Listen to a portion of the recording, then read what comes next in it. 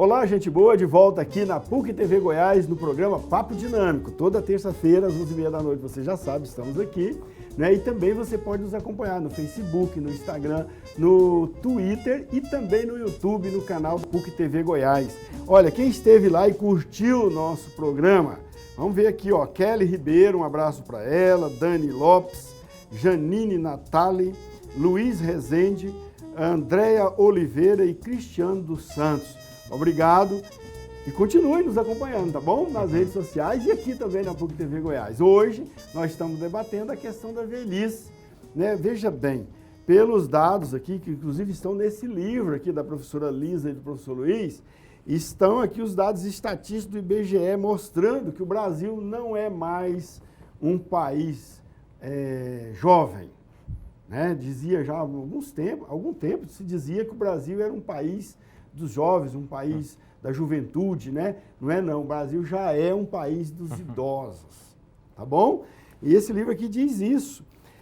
De 2000, se não me falha a memória aqui, 2002, 2015, 2005, 2015 exatamente, o número de idosos no Brasil subiu de 7% por aí para 14% da população brasileira, né? E o número de jovens diminuiu, certo? E também o número de adultos também aumentou. Então, se prevê que em 2050 o Brasil terá será em torno de quase 30 milhões de idosos, né? Atualmente são em torno de 16 milhões de idosos. Então vai mais que dobrar. Essa estatística é para assustar, não é? É para assustar e acordar. Na verdade, está errado. 29%, vai dar 65%, 65 milhões. Quase 30% da população brasileira em 2050 vai ter mais de 60 anos de idade. Isto significa que hoje está com 19 milhões, está escrito aqui. Vou pegar, eu marquei aqui, está bem marcadinho, para não errar. Né? Aqui, ó, 2005 a 2015, né? O Brasil passou de 9,8% para 14,3% da população de idosos, né? E se prevê que em 2050 nós teremos no Brasil 65 milhões de idosos, que vai corresponder a 29, qualquer coisa por cento da população. Quase 30% da população serão de idosos. 65 milhões de brasileiros idosos. Então o Brasil tem que se preparar para a velhice. Isso não é um problema para o país, como o pessoal está dizendo aí, né, professora? Tem uma coisa muito interessante e emergente. A gente precisa acordar, já que essa estatística assusta. O tema do envelhecimento ele está na agenda mundial já há algumas décadas. Em algum momento do livro a gente comenta, né, uma frase, o Brasil é um país de jovem. Essa frase ecoou durante décadas. O que a gente tem ainda, infelizmente, de jovem, de juventude, é a conservação do nosso valor moral. O valor moral do brasileiro hoje é a juventude. Nós batemos recorde de cirurgia plástica. Até o velho essa tem que vestir negação, de jovem, né? Até o velho tem que andar de bermuda, então, camiseta, a gente velho, mas sou jovem. A gente precisa descolonizar o envelhecimento. Como se ser velho fosse um problema, fosse um defeito. Mas há uma curiosidade, já houve agora 2 marcas muito conhecidas de cosméticas que já vão abolir da sua embalagem a expressão anti-aging, anti-envelhecimento. Anti-envelhecimento. Okay. Uhum. Porque exatamente para acabar com essa de anti-envelhecimento, que de repente ser velho pode é ser mau. uma saída para cá, já que nós importamos, somos os maiores consumidores de cosméticos, porque de fato é isso, o cabelo está branco, eu pinto. Tem alguns discursos aqui muito interessantes, e a gente deu inclusive muita risada, porque os próprios voluntários na construção, eu digo que esse livro foi uma construção de várias mãos. Nós tivemos colaboradores, tanto professores quanto alunos. E muitos deles com discursos, né? Eu não posso, isso é uma calamidade pública, eu não posso olhar no espelho, essa não sou eu, né? Essa é você, é a sua biografia, é a sua vida. Então a gente precisa um pouco modificar as nossas lentes culturais. Como é que a gente pode fazer isso? Uma das questões fundamentais do livro também, e que agora vai fazer parte dos próximos projetos da UNAT, são os projetos intergeracionais. Nós tivemos uma experiência muito interessante no ano passado, na edição da Jornada da Cidadania. Esse ano o Projeto Ser Velho ao Máximo voltará com essa questão. Vamos ressignificar o conceito do velho pela estética, pela imagem. É uma realidade bastante diferente da realidade que eu vejo em Portugal e que o professor Luiz assiste. Esse negócio de... Então, é possível a pessoa ser feliz, ser realizada como velho. Afinal de contas, a questão é viver. Se a pessoa tem mais de 60 anos, ele tem que viver conforme essa realidade, é isso. Quer dizer, se ele vive se esforçando para ser de outra, ele está vivendo de forma inadequada, não é isso? Aquela frase de que os bons velhos tempos tem que ser substituída por os atuais bons velhos tempos. Ou seja, nós não podemos pensar, só porque eu tenho 65, já não posso vestir esta camisa, já não posso fazer aquilo. Eu tenho que tentar eliminar a minha idade. Claro eu tenho que viver com o espírito que tenho. O idoso não vai poder jogar futebol aí com a meninada, mas ele pode fazer muita coisa compatível com a idade dele, não é isso? Sim. Com E o certeza. importante aqui é que a própria pessoa não se autolimite.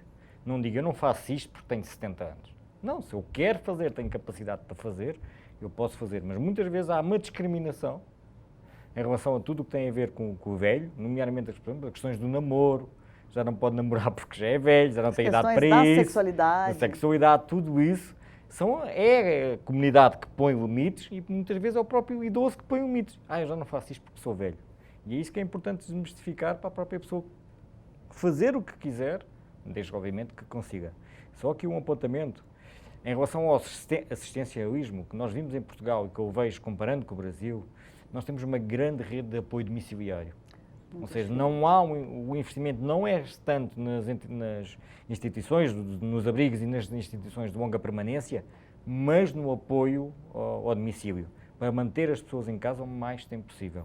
Pois é, geralmente vem os estereótipos, os rótulos, né? Quer dizer, a gente vê aí o governo desenvolver política para incentivar os idosos a viajar, né?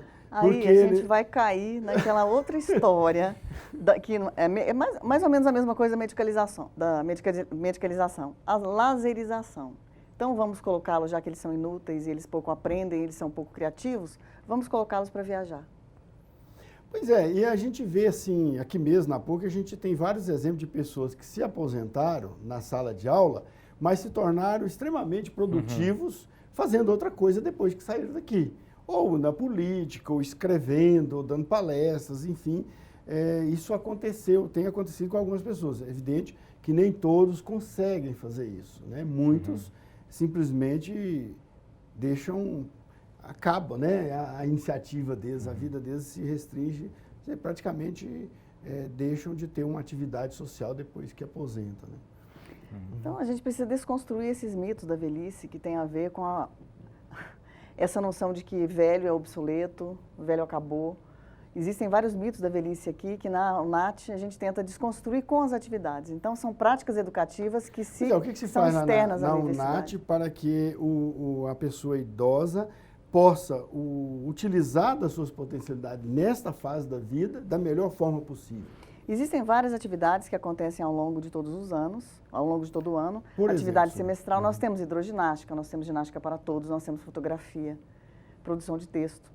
Disciplinas que refletem essa condição do idoso, a ginástica, ética a e natação, cidadania. tudo cuida da parte física. Sim, a parte de academia, a parte física, a parte melhora funcional. a respiração, a Sim. circulação, quer dizer, tem a ver Temos com disciplinas o corpo, teórico-práticas. mas também tem a parte teórica Sim, também que cuida da mente. A própria fisioterapia preventiva, a professora entra com umas explanações em relação ao que você pode encontrar depois dos 60, em termos de funcionalidade. E você discute isso e tem alguns exercícios, tem algumas práticas que nós desenvolvemos em sala de aula, em espaços fora deles. Outras disciplinas já discutem questões de ordem cognitiva, como memória, né? Há uma urgência muito grande da gente desmistificar a demência da falta de esquecimento, porque de fato a gente caduca, né? A gente esquece o nome, e isso faz parte do envelhecimento. Quantas vezes você já não deve ter esquecido a sua agenda? Não me lembra mais? Eu não lembro o nome, uma pessoa te cumprimenta. Então, as pessoas estão tendo um pânico com essa urgência aí. Sim. E essa aceleração do conceito de doença de Alzheimer.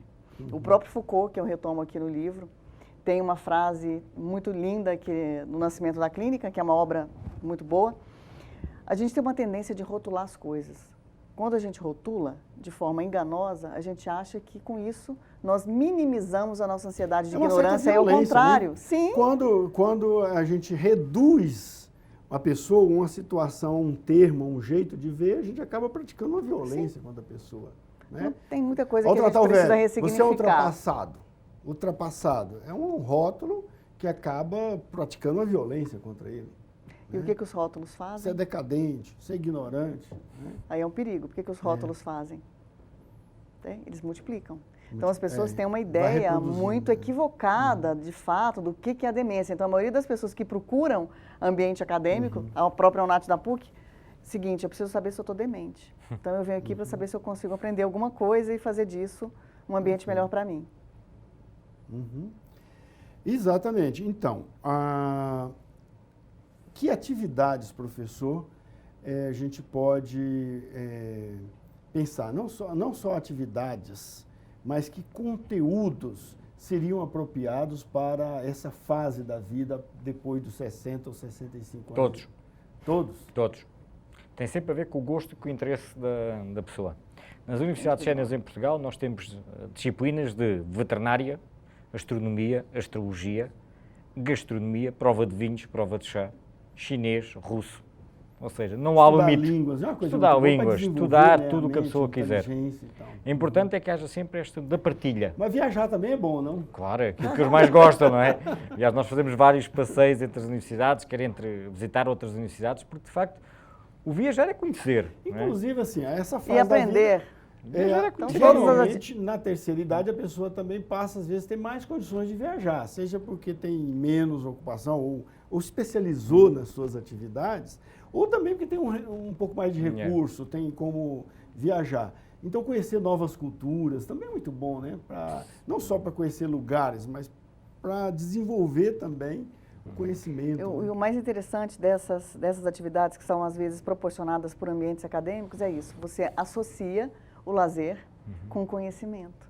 Você associa o lazer com a aprendizagem. Okay. Gente, a gente tem que falar daqui a pouquinho sobre a questão das políticas públicas. Nós tocamos disso de passagem, mas precisamos tratar disso mesmo, do futuro do Brasil, que vai se envelhecer, está se envelhecendo. Então, daqui a pouco a gente volta, vamos ver se a gente fala disso, que tem a ver com o interesse político aí também.